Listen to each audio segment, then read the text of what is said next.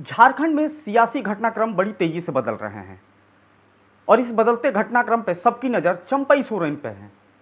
वही चंपई सोरेन जो पिछले कुछ दिनों पहले तक मुख्यमंत्री थे और अब पूर्व मुख्यमंत्री हो गए हैं। दरअसल हेमंत सोरेन जब जेल में थे तो उस समय चंपई सोरेन को झारखंड मुक्ति मोर्चा की तरफ से मुख्यमंत्री बनाया गया था, लेकिन उसके बाद जैसे ही हेमंत सोरेन जेल से बाहर जमानत पर आए वैसे ही चंपई सोरेन का इस्तीफा ले लिया गया और उसके बाद से ही लगातार कयास लगाए जा रहे थे कि जब हालांकि कुछ ही दिनों बाद जब चुनाव होने हैं तो क्या हेमंत सोरेन को इतना विश्वास नहीं था कि चंपई सोरेन को उस समय तक मुख्यमंत्री रहने देते और उसके बाद जब पार्टी जीतती तो फिर जो है वो खुद मुख्यमंत्री बन जाते। इसी के बीच बड़ा घटनाक्रम हुआ है। चंपई सोरेन कल जब दिल्ली पहुंचे तो ये जानकारी सामने आई कि चंपई सोरेन भारतीय जनता पार्टी के संपर्क में है और यही नहीं, चंपई सोरेन के साथ 3 विधायक भी थे। हालांकि चंपई सोरेन से जब उस समय पूछा गया तो उन्होंने गोलमोल जवाब दिया। उन्होंने साफ तौर पे कहा कि वो दिल्ली अपने किसी निजी कार्य से आए हैं और अभी वो जहां थे वहीं रहेंगे। हालांकि ये घटनाक्रम बदला और उसके बाद जो है शाम को चंपई सोरेन ने एक लंबा चौड़ा अपना बयान सोशल मीडिया के माध्यम से जनता के सामने रखा, जिसमें तमाम उन्होंने बातें कही। उस बातों की चर्चा भी करेंगे, लेकिन उससे पहले जान लेते हैं कि आखिर इतने समय में और क्या क्या घटनाक्रम हुए। दरअसल चंपई सोरेन कोलकाता के रास्ते दिल्ली पहुंचे, यानी कि पहले वो कोलकाता पहुंचे और वहां पे जो भारतीय जनता पार्टी के नेता हैं और नेता विपक्ष भी हैं, यानी कि शुभेंदु अधिकारी, उन्होंने उनसे मुलाकात की, बातचीत की। उसके बाद वो दिल्ली पहुंचे और उसी के बाद इन पूरे कयासों को बल मिला।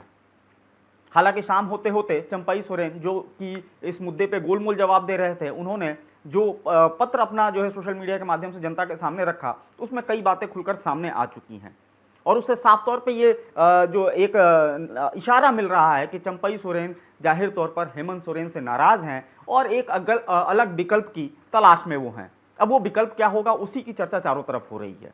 हालांकि सबसे पहले बात कर लेते हैं कि चंपई सोरेन ने जो अपना पत्र लिखा था, काफ़ी लंबा पत्र है, हमारे हाथ में वो पत्र मौजूद है जो उन्होंने सोशल मीडिया पर रखा था और उसमें कुछ जो है पॉइंटर्स हैं जो कि बताएंगे कि आखिर इसके पीछे जो इशारा चंपई सोरेन कर रहे हैं उसके पीछे क्या मकसद है और आगे वो क्या फैसला लेने वाले हैं। तो चंपई सोरेन ने सीधे तौर पे जो अपना पत्र लिखा उसमें सीधे तौर पे उसी शुरुआत की है कि वो भी समाचारों में जो चीज़ें सामने आ रही थी उससे लोगों के मन में कई सवाल उमड़ रहे हैं। चंपई सोरेन ने सीधे तौर पे कहा है कि किसी भी पद पर रहा अथवा नहीं, लेकिन हर पल जनता के लिए उपलब्ध रहा, उन लोगों के मुद्दे उठाता रहा जिन्होंने झारखंड राज्य के साथ अपने बेहतर भविष्य के सपने देखे थे।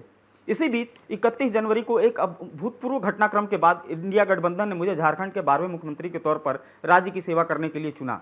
ये वो मौका था जब हेमंत सोरेन को जेल होनी थी और कहा जा रहा था कि आखिर कौन मुख्यमंत्री बनेगा, तो पार्टी में सबसे विश्वसनीय चेहरा जो सीबी सोरेन के बाद थे चंपई सोरेन, उनको जो है आगे किया गया, उनको मुख्यमंत्री बनाया गया।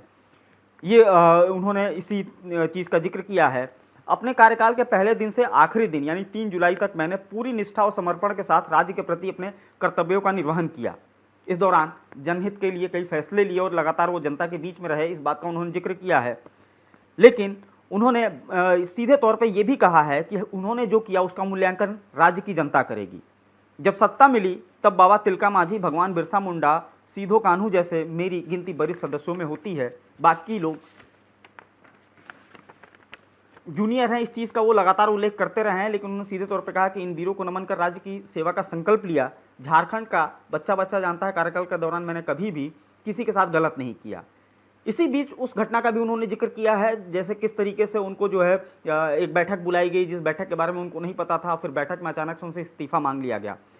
चंपई सोरेन आगे कहते हैं कि इस बीच हूल दिवस के अगले दिन मुझे पता चला कि अगले 2 दिनों में मेरे सभी कार्यक्रमों को पार्टी नेतृत्व द्वारा स्थगित करवा दिया गया है। ये एक बड़ी बात है कि प्रदेश का मुख्यमंत्री और उसके कार्यक्रम होने हैं और पार्टी जो है उसको स्थगित अगर करवा दे तो जाहिर तौर पर इसमें एक बड़ी मंशा छिपी होती है। इसमें एक सार्वजनिक कार्यक्रम दुमका में था, जबकि दूसरा कार्यक्रम पीजीटी शिक्षकों को नियुक्ति पत्र वितरण करने का था।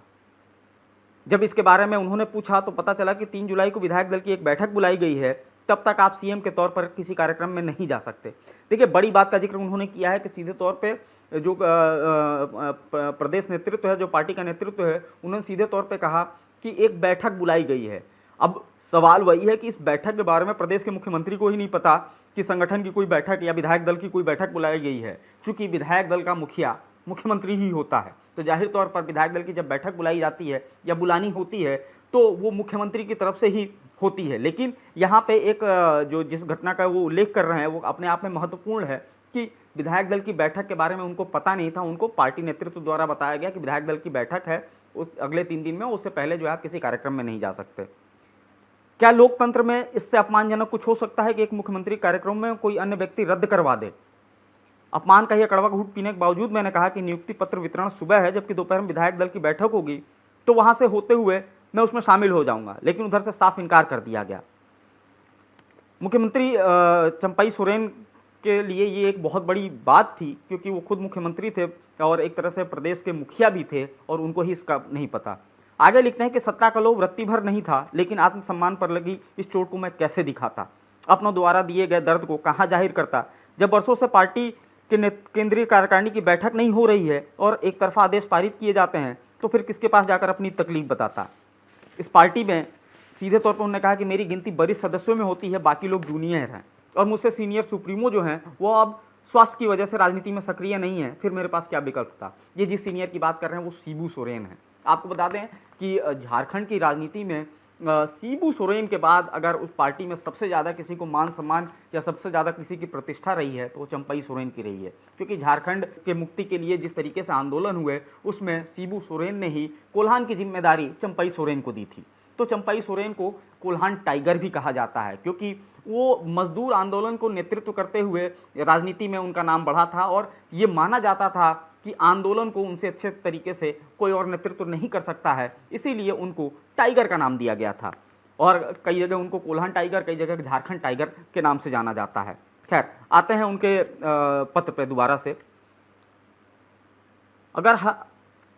अगर वे सक्रिय होते तो शायद अलग हालात होते। मतलब उनका कहना है कि शिबू सोरेन अगर होते तो राजनीतिक हालात जो झारखंड की थी और खासतौर से पार्टी की जो हालात थी वो कुछ और होती।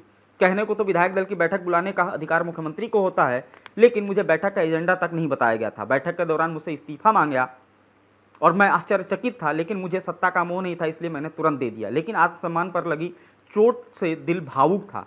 पिछले 3 दिनों से हो रहे अपमानजनक व्यवहार से भावुक होकर मैंने आंसुओं को अपने संभालने में लगा था, लेकिन उन्हें सिर्फ कुर्सी से मतलब था। उन्हें यहाँ पे सीधे तौर पे इशारा हेमंत सोरेन की तरफ है। मुझे लगा मानो उस पार्टी में मेरा कोई वजूद ही नहीं, कोई अस्तित्व ही नहीं, जिस पार्टी के लिए हमने अपना पूरा जीवन समर्पित कर दिया। इस बीच कई अपमानजनक घटनाएं हुई जिसका जिक्र उन्होंने इस पत्र में किया है, लेकिन आज मेरे जीवन का एक नया अध्याय शुरू होने जा रहा है। इसमें मेरे पास 3 विकल्प थे। पहला, राजनीति संन्यास लेना, दूसरा, अपना अलग संगठन खड़ा करना और तीसरा, इस राह में अगर कोई साथी मिले तो उसके साथ आगे का सफर तय करना। अब उस दिन से लेकर आज तक तथा आगामी झारखंड विधानसभा चुनाव तक सीधे तौर पर इस सफर में मेरे लिए सभी विकल्प खुले हुए हैं। यानी कि सीधे तौर पर उन्होंने इशारा कर दिया कि विकल्प खुले हुए हैं, यानी कि जो ये पत्र है उसके माध्यम से ये सीधे तौर पर दिख रहा है कि चंपई सोरेन अपना रास्ता अलग करने का विचार बना लिए हैं। हालांकि ये राजनीति है, राजनीति में चीज़ें बदलते देर नहीं लगती। कभी भी जो है ये राजनीति की जो दूरियां होती हैं कभी कम हो जाती हैं, कभी कभी जो बहुत खास होता है उससे दूरियां भी बढ़ जाती हैं, और ये चीज़ झारखंड की राजनीति में साफ तौर पे दिख रही है। वो चंपई सोरेन जिस पे हेमंत सोरेन सबसे ज़्यादा विश्वास करते थे, आखिर ऐसा क्या हुआ कि हेमंत सोरेन को चंपई सोरेन से ही जो है दिक्कत होने लगी और चंपई सोरेन पे वो जो विश्वास करते थे वो विश्वास आखिर कहाँ डगमगा गया, इसकी चर्चा लगातार हो रही थी। हालांकि आपको याद दिलाना चाहें कि ऐसा ही एक घटनाक्रम बिहार में हो चुका है, जहां नीतीश कुमार ने इस्तीफा देने के बाद जीतन राम मांझी को मुख्यमंत्री बनाया, लेकिन जब नीतीश कुमार दोबारा से सक्रिय हुए और उनसे जब इस्तीफा मांगा गया तो जीतन राम मांझी ने इस्तीफा देने से मना कर दिया। लोग इसकी भी चर्चा कर रहे हैं कि ये जो चीज़ थी वो हेमंत सोरेन के दिमाग में थी और वो भी उनको भी लगता था कि कहीं ऐसा ना हो कि सत्ता के लोभ में चंपई सोरेन बगावत कर दें, तो फिर उनके सामने बहुत ज़्यादा विकल्प नहीं रहेंगे और उसके बाद पार्टी की और हेमंत सोरेन के साथ साथ चंपई सोरेन की बहुत छीछा-लेदर होगी। लेकिन सबसे बड़ी चीज़ ये है कि जो वरिष्ठ पत्रकार हैं, जो राजनीतिक विश्लेषक हैं, वो लगातार ये बात कहते रहे कि अगर अभी झारखंड में चूंकि कुछ महीनों बाद ही चुनाव होने हैं, तो इस बीच में हेमंत सोरेन को चाहिए था कि वो चंपई सोरेन को मुख्यमंत्री रहने देते जब तक चुनाव चलता, और उसके बाद जो है जब पार्टी चुनाव जीतती तो फिर वो दोबारा मुख्यमंत्री बन सकते थे। लेकिन ये तो तय है कि जिस तरीके से उन्होंने पत्र लिखा है और जिस तरीके से अपनी उन्होंने मंशा जाहिर की है, उस सीधे तौर पे वो रास्ता अलग करने की सोच सकते हैं। आखिरी में उन्होंने लिखा है कि एक बात और, यह मेरा निजी संघर्ष है, इसलिए इसमें पार्टी के किसी सदस्य को शामिल करने अथवा संगठन किसी प्रकार की क्षति पहुंचाने का मेरा कोई इरादा नहीं है। जिस पार्टी को अपने खून पसीने सींचा है उसका नुकसान करने के बारे में मैं सोच भी नहीं सकता, लेकिन हालात ऐसे बना दिए गए कि उसके बाद डॉट लगा हुआ है, यानी कि विकल्प सारे खुले हुए हैं। अब देखना होगा कि चंपई सोरेन आगे किस तरीके से अपनी राजनीति को लेकर आगे बढ़ाते हैं। लेकिन इतना तय है कि झारखंड में उठापटक काफ़ी ज़्यादा होने वाली है, और ये भी सत्य है कि झारखंड के तीन पूर्व मुख्यमंत्री ऑलरेडी भाजपा में हैं। तो भाजपा के लिए भी चिंता का विषय है कि आखिर अगर चंपई सोरेन भारतीय जनता पार्टी में आते हैं तो चंपई सोरेन के लिए क्या भूमिका होगी। क्या चंपई सोरेन वैसे ही रहेंगे या फिर एक नाथ शिंदे की तरह जो है चंपई सोरेन को जो है भारतीय जनता पार्टी आगे करेगी, वो कोई संगठन बना लेंगे अपना। ये तमाम चीज़ें हैं जिस पर चर्चा चल रही है। लेकिन फिलहाल हमारी नज़र भी झारखंड पर है, और आपको आने वाले समय में जो भी चीज़ें होती रहेगी झारखंड से राजनीति संबंधित, हम आपको अपडेट कराते रहेंगे। फिलहाल आप फॉलो करते रहिए हमारे डिजिटल प्लेटफॉर्म डेली लाइन को।